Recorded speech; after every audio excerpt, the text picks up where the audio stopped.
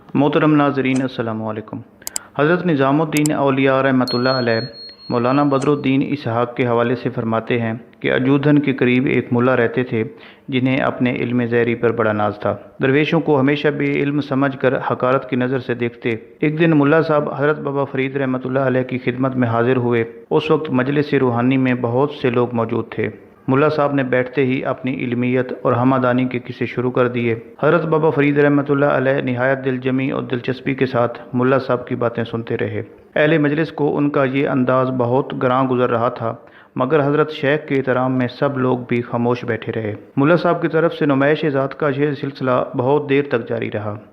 फिर चंद लम्हों के लिए मुल्ला साहब खामोश हुए तो हज़रत बाबा फ़रीद रहमतुल्लाह अलैह ने उनसे पूछा कि मौलाना, ये तो बताइए कि इस्लाम के कितने रुकन हैं। मुल्ला साहब ने अजीब सी नज़रों से बाबा साहब की तरफ देखा और कहा कि ये भी कोई सवाल है? इसका जवाब तो मामूली इल्म रखने वाला मुसलमान भी जानता है। शेख साहब, कोई आलमाना सवाल पूछिए। मौलाना, मुझे तो सिर्फ़ इस्लाम के रुकन बताइए। हज़रत बाबा फ़रीद रहमतुल्लाह अलैह ने अपना सवाल दोहराया। इस्लाम के 5 रुकन हैं। मुल्ला साहब के चेहरे से नागवारी का रंग नुमाया हुआ, जैसे वो जबरन इस सवाल का जवाब दे रहे हों। 1 कलमा, दूसरा नमाज, तीसरा रोज़ा, चौथा ज़कात और 5वां हज। मगर मैंने तो छठे रुकन के बारे में भी सुना है। हज़रत बाबा फ़रीद रहमतुल्लाह अलैह ने फरमाया, छठा रुकन कोई नहीं है। यकायक मुल्ला साहब भड़क उठे, आपने जो कुछ भी सुना है वो गलत है, ऐसा हरगिज़ नहीं है। हज़रत बाबा फ़रीद रहमतुल्लाह अलैह ने निहायत तहम्मुल के साथ फरमाया कि मैंने मोतबर अहले इल्म से सुना है कि इस्लाम का छठा रुकन रोटी है। ये सुनकर मौलाना खड़े हो गए और निहायत तुंद तेज़ लहजे में हज़रत बाबा फ़रीद रहमतुल्लाह अलैह को मुखातिब करके कहा कि अल्लाह ताला फरमाता है, जिसका तर्जमा यह है कि नसीहत करने के बाद जालिम कौम के पास ना बैठो, इसलिए मैं यहाँ से जाने लगा हूँ। हज़रत बाबा फ़रीद रहमतुल्लाह अलैह भी खड़े हो गए और बड़ी मोहब्बत से मुल्ला साहब का हाथ पकड़ लिया।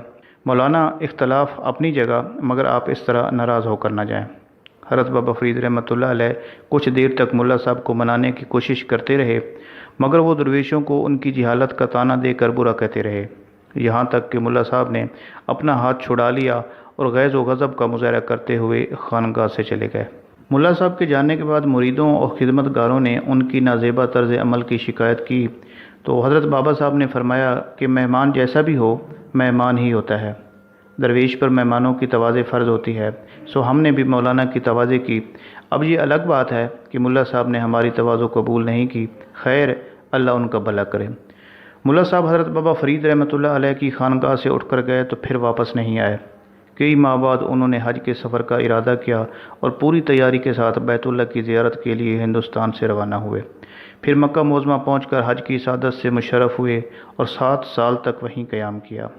इसके बाद वतन वापसी के ख्याल से जहाज़ में सवार हुए। मौसम साफ़ था और खुशगवार भी था। जहाज़ बड़ी सुबक रफ्तारी के साथ समंदर की सतह पर चला जाता था कि अचानक सख्त तूफ़ान आया और पूरा जहाज़ तबाह हो गया। मुल्ला साहब एक तख्ते पर बैठे हुए किनारे तक पहुँचे, फिर पानी से निकलकर खुश्की में आए। अजीब वीरानी का आलम था।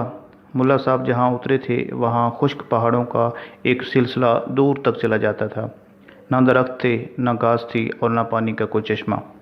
मुल्ला साहब 3 दिन भूख और प्यास की हालत में पहाड़ के एक गार में बैठे रहे। अच्छे दिनों को याद करके रोते रहते, फिर दुआ के लिए हाथ उठा दिए। मेरे पालने वाले, मैं किस अजाब में फंस गया हूँ, मुझे इस आफत से निजात दे। 3 दिन बाद एक शख्स यकायक वहाँ आया जिसके सर पर एक खान था। उसने आवाज़ लगाई कि मैं रोटी फ़रोख्त करता हूँ, यहाँ कोई ज़रूरतमंद है? आदमजाद की आवाज़ सुनकर मुल्ला साहब की जान में जान आई। 3 दिन के फाकों ने मुल्ला साहब को बहुत कमज़ोर कर दिया था, फिर भी उन्होंने अपने जिस्म व जान की तमाम ताकतें समेट कर उस अजनबी शख्स को पुकारा, भाई मेरी तरफ आओ। आज इस दुनिया में मुझसे ज़्यादा ज़रूरतमंद इंसान कोई दूसरा नहीं। रोटियां फ़रोख्त करने वाला गार में दाखिल हो गया और मुल्ला साहब से मुखातिब हुआ कि आपको कितनी रोटियां चाहिए।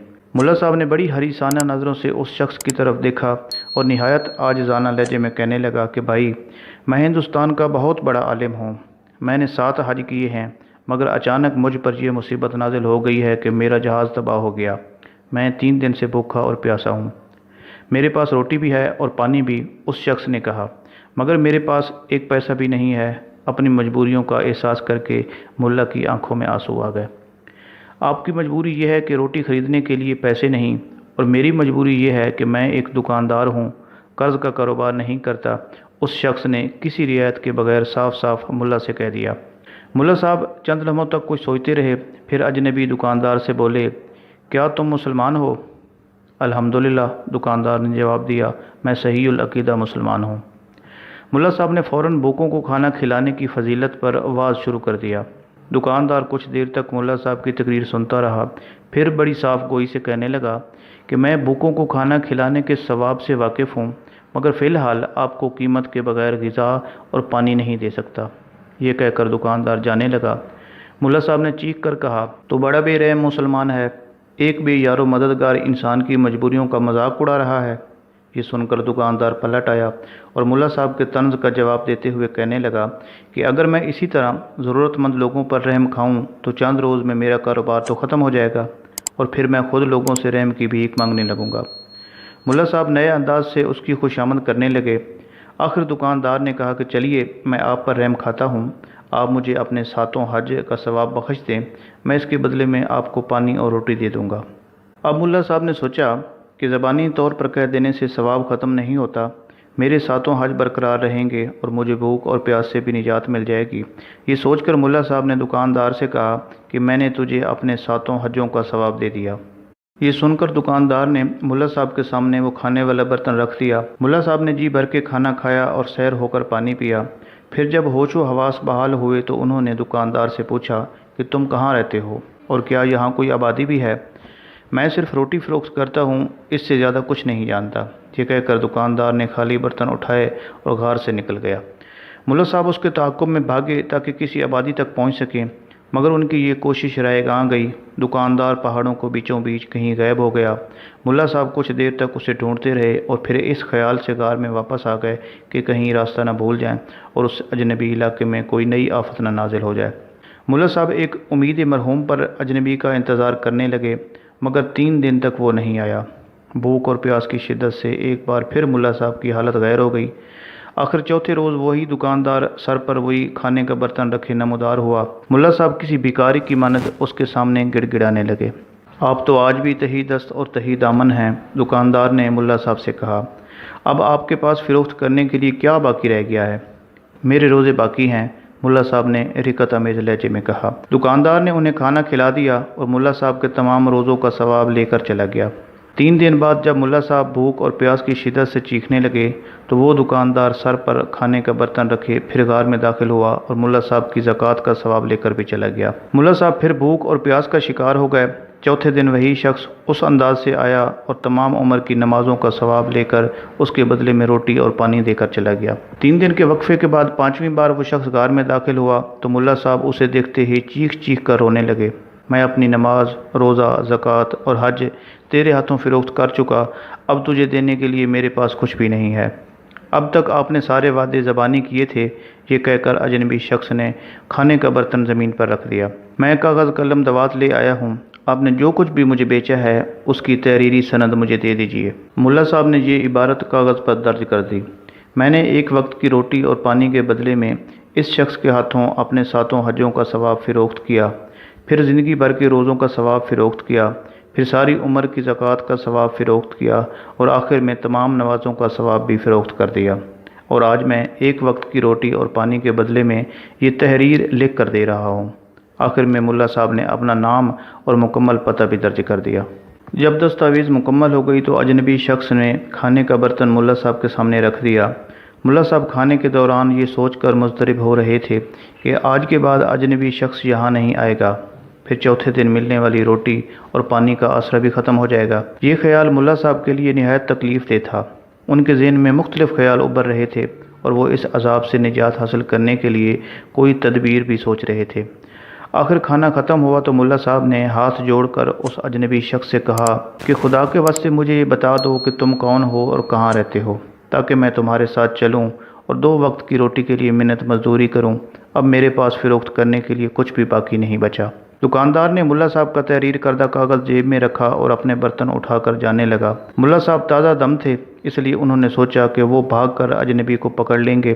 چنانچہ جب دکاندار برتن اٹھا کر بھاگنے لگا تو ملا بھی اس کے پیچھے دوڑ پڑے۔ کچھ دور جا کر ایک جگہ اجنبی نے ٹھوکر کھائی اور زمین پر گر گیا۔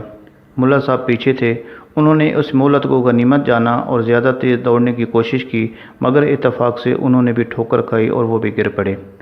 اجنبی شخص نے برتن سمیٹے اور اس سے پہلے کہ ملا صاحب سنبھلنے کی کوشش کرتے وہ بھاگ کر نظروں سے اوجھل ہو گیا۔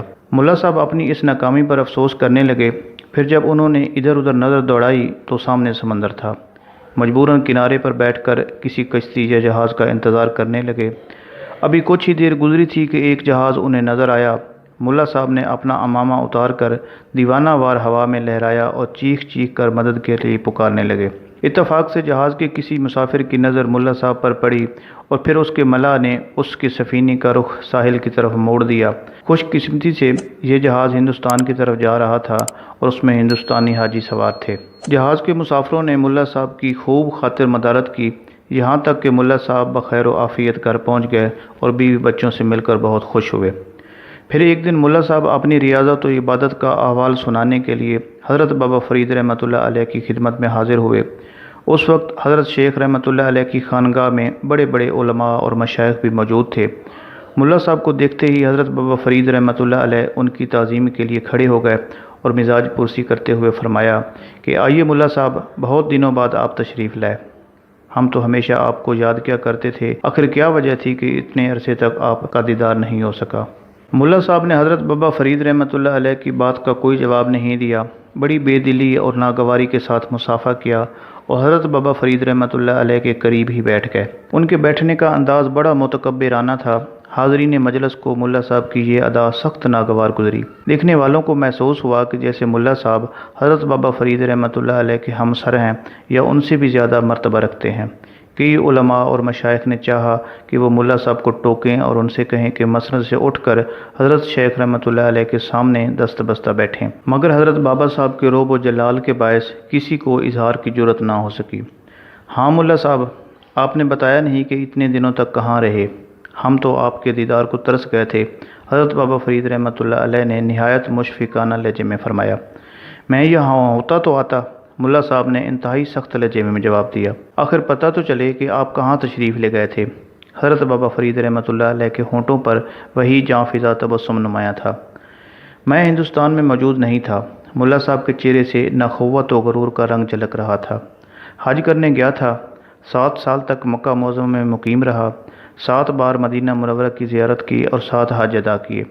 حرمین شریفین میں نمازوں اور روزوں کا جو زیادہ ثواب ملتا ہے وہ سب میں نے حاصل کیا۔ 7 سال بعد وطن واپس لوٹا ہوں۔ واپسی میں جہاز کی تباہی کا صدمہ بھی اٹھایا، مگر حق تعالیٰ کے کرم سے راستے کی مصیبتیں ختم ہوئیں اور میں بخیر و عافیت گھر پہنچ گیا ہوں۔ اہل و عیال کو خوش و خرم اور سلامت پا کر اللہ کا شکر ادا کیا۔ ملا صاحب کی رداعت سن کر حضرت بابا فرید رحمۃ اللہ علیہ نے فرمایا کہ ملا صاحب، واقعی آپ بہت خوش نصیب ہیں۔ 7 حج کیے، 7 بار مدینہ منورہ کی زیارت کی، 7 سال تک حرمین شریفین میں نمازیں پڑھیں، 7 رمضانوں کے روزے رکھے۔ سبحان اللہ، آپ نے بڑی سعادتیں حاصل کیں۔ اب تو آپ ہم سے ناراض نہیں ہیں۔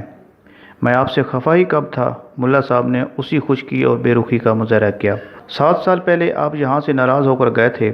حضرت بابا فرید رحمۃ اللہ علیہ نے فرمایا، میں اس خفگی کا ذکر کر رہا ہوں۔ ملا صاحب نے حضرت بابا فرید رحمۃ اللہ علیہ کا عاجزانہ طرز عمل دیکھا تو کچھ اور ہی مغرور ہو گئے۔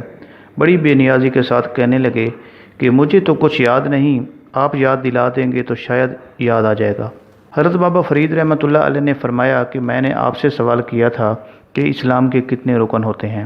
جواب میں آپ نے صرف 5 معروف ارکان کا ذکر کیا تھا، مگر میرا اصرار تھا کہ 6واں رکن روٹی ہے۔ آپ اسی بات پر خفا ہو کر چلے گئے تھے اور جاتے وقت آپ نے قرآن کریم کی یہ آیت مقدسہ بھی پڑھی تھی، جس کا ترجمہ ہے کہ نصیحت کرنے کے بعد ظالموں کے پاس نہ بیٹھو۔ تو گویا آپ نے تو ہمیں ظالم قرار دے دیا تھا۔ اس بات کا ہمیں بڑا صدمہ تھا، پھر بھی ہم آپ کو روزانہ یاد کرتے رہتے تھے۔ یہ سن کر ملا صاحب زور سے ہنسے۔ ان کی ہنسی کا انداز بھی مذاق اڑانے والا تھا۔ ہاں، مجھے یاد آیا۔ اب میں یہی کہتا ہوں کہ درویش لوگ اپنی کم علمی کے سبب ایسی باتیں کہے جاتے ہیں جو شریعت کے خلاف ہوتی ہیں۔ اسلام میں کوئی 6واں رکن نہیں ہے۔ مولانا صاحب، اگرچہ میں بے علم یا کم علم ہوں، مگر میں نے یہ بات کسی کتاب میں لکھی ہوئی دیکھی ہے۔ حضرت بابا فرید رحمۃ اللہ علیہ نے حاضرین مجلس سے کہا کہ میں کچھ دیر کے لیے تنہائی چاہتا ہوں۔ خلوت ہوتے ہی حضرت بابا فرید رحمۃ اللہ علیہ نے ایک کتاب ملا صاحب کے حوالے کر دی اور کہا کہ اسے ملاحظہ فرمائیے۔ ملا صاحب کی پیشانی پر بل نمایاں تھے۔ انہوں نے حضرت بابا فرید رحمۃ اللہ علیہ کے ہاتھ سے کتاب لے کر ورق گردانی شروع کر دی۔ پھر انتہائی ناگوار لہجے میں بولے کہ یہ کیا مذاق ہے؟ آپ نے مجھے کتاب دی ہے یہ سادہ اوراق کا دفتر، اس میں کوئی تحریر تو کجا، کسی حرف کا بھی کوئی نشان نہیں ہے۔ مولانا آگے دیکھیے، حضرت بابا فرید رحمۃ اللہ علیہ نے فرمایا، ملا صاحب کتاب کی ورق گردانی کرتے رہے، ہر ورق سادہ تھا۔